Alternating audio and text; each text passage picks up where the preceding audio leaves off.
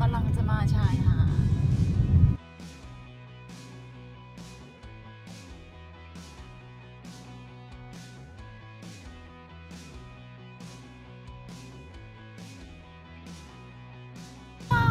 เจอทะเลแล้ว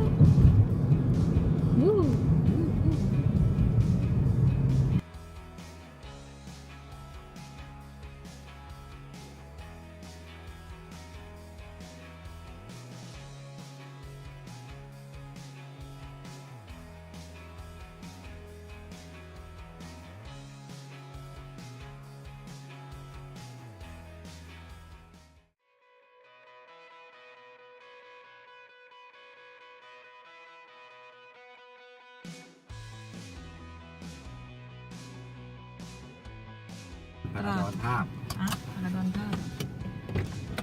ไปเลยค่ะถึงแล้วค่ะ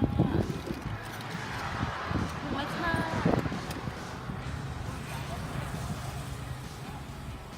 กระเป๋าอยู่ในรถนะแมวเรามาขอถ่ายวิวทะเลก่อนนะคะเอากระเป๋าตังค์ก่อนอึ๊บอึ๊บโอเคถ้าไปนู่นล่ะ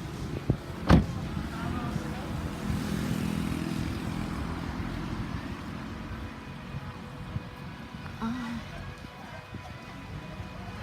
เฮ้ยเด็กๆเล่นน้ำกัน สวยค่ะลมเย็นภาพบรรยากาศให้ดูกันนะคะ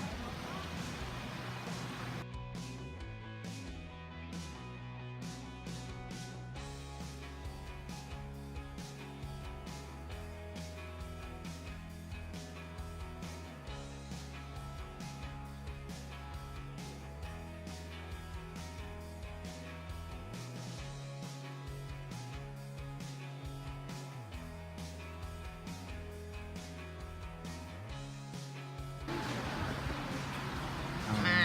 สั่งอาหารเลยอ่ะมีอะไรกิน